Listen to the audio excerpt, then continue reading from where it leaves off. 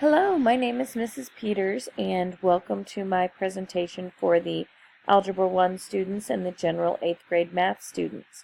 This is my 15th year teaching, and yes, I realize that probably means I started teaching before your student was even born. I know, I feel it too. A little bit about the course. Grades are comprised of several different areas for this class. Firstly, tests are worth 50 points. Those are the biggest points in the course, and it really shows what you know on the particular topic. Quizzes are worth 25 points each. Homework is worth 2 points. Board work is 5 points per week. Projects, depending on the complexity of the project and the length of the assignment, can be worth anywhere from 10 to 50 points. And fact fluency, which is a review over addition, subtraction, multiplication, and division, that is worth 10 points per quarter.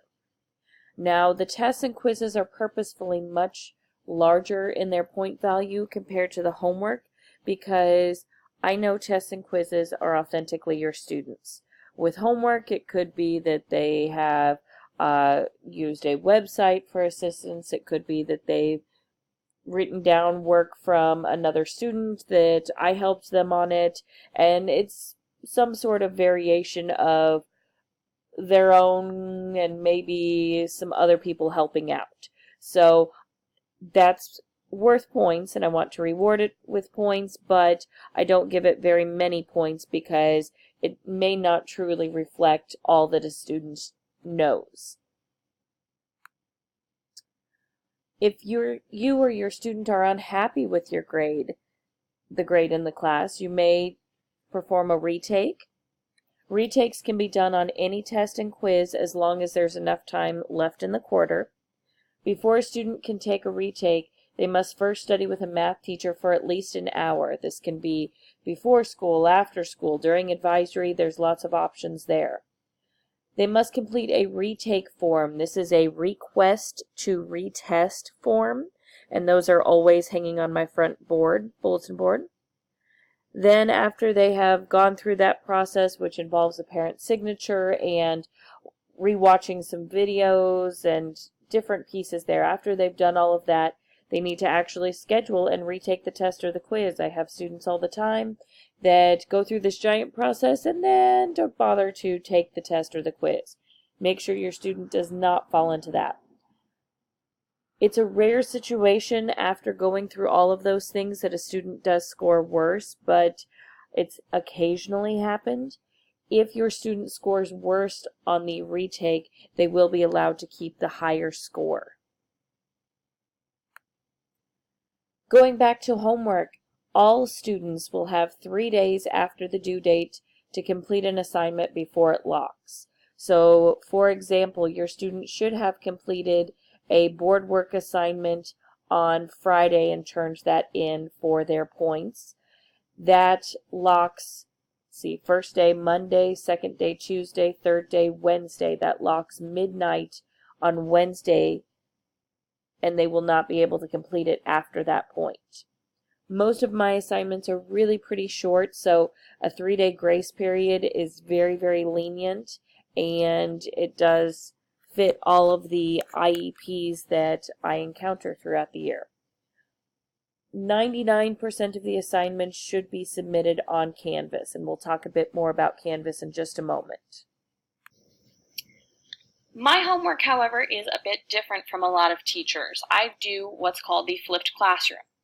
The flipped classroom, instead of me standing up in front of the classroom and lecturing for 48 minutes and being interrupted for five different times by intercoms and messengers coming in with student messages and notes, or maybe a teacher needs something, or the technology isn't working, instead of doing that, I record a short video. It's me recording it personally. I record it, the students watch it at home and take notes over it, which is a great, great system that I found a lot of success with.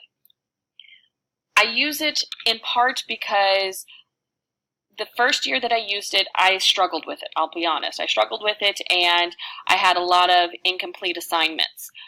At the end of the year, I always do a survey with all my students to say, what should I change for next year? And hands down, every single class said, I wish you would have used the flipped classroom longer. So I've stuck it out and worked out a lot of the kinks, and now I love it. Instead of me lecturing for an entire class period and sending students home with homework that they may or may not remember how to do, they take notes over it. The next day we come in, we talk about any confusion that they may have, and we get to go into more difficult problems because they've already got the easy stuff taken in by the previous night's notes. Parents, you are going to love this because you will no longer have that conversation, well, that's not how Mrs. Peters does it, because you're going to know exactly how to do it because you can watch the video along with your student. So no more of those stressful nights because you can learn right along with your student and remember how to do these math concepts that you may not have seen for quite a few years. Students love it too because it shortens your homework night. Instead of doing 30 problems and forgetting how to do it or maybe reinforcing a wrong skill, you've got at most a 15-minute video. I think I only have one 15-minute video. Most of them are about 7 or 8 minutes. You've got a 7 or 8-minute video to take some notes over, and then you don't have as big of a homework assignment. Now, not all my homework assignments will be flipped assignments, but a good percentage of them will. Canvas, parents, if you are not on Canvas yet, you need to get on Canvas. It's a great way for you to keep on top of your student and what they're dealing with. You can be an observer for all their classes, which allows you to see their grades, any announcements for the class, any upcoming assignments, their assignment grades. You can actually not only on the assignments see the score, you can see if they've turned it in, what time they've turned it in. It was an assignment due at midnight and they turned it in at 11:58.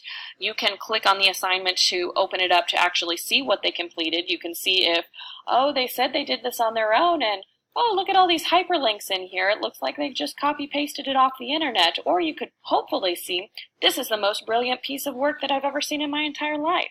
But you are able to see all of that. On Canvas, the assignment where your student brought this up, there is a link for you if you have not yet signed up for Canvas, and it will tell you step by step how to sign up for Canvas and how to navigate it. Next year, that's one of the big questions. What happens at the high school? What happens next year? This starts day one. Your path that your student's path they are traveling is going to determine from day one where they end up next year. And math placement is extremely important.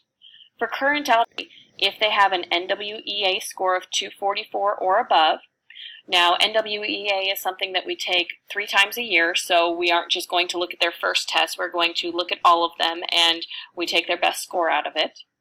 For their quarter grades, they have to have a B or above, no C's. And incidentally, algebra students, if you are struggling in class and you start dipping into that C or even DF range, we may need to look at a different placement for you. Whether a student is in algebra currently or Math 8 currently, if they have not been in algebra yet or if they do not have a qualifying NWEA score, algebra could be their next year placement. For that, you need a score of at least 232 points. All their quarter grades need to be B's or above, again, no C's. And any student not meeting those requirements Be placed in an Algebra A course. I know it says pre-algebra here, but they've changed the title of it, so they will be in Algebra A.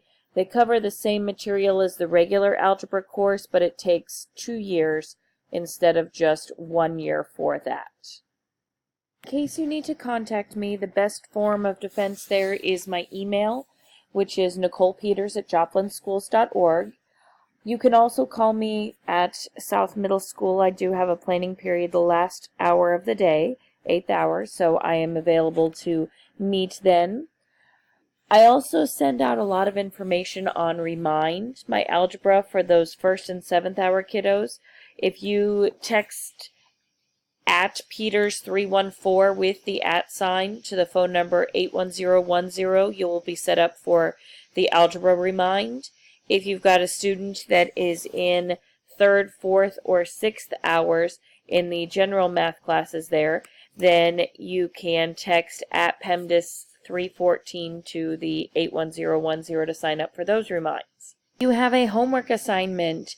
Guardians, students, you need to take a thumbs up selfie together holding a sign saying we watched it. That's going to let me know that everybody is on the same page. Everybody knows exactly what's going on with the school year, how to contact me, what the expectations are. I love seeing all these pictures and how the different families in a lot of cases look a lot alike. It's so much fun for me. So take a thumbs up selfie with your student, your parent, guardian, everybody together, holding a sign. It can be on a sticky note, on a sheet of paper, a poster board if you're so inclined, saying we watched it. Students, you will upload that to Canvas as proof of watching the video. Have a great time, everybody, and we'll see you in class.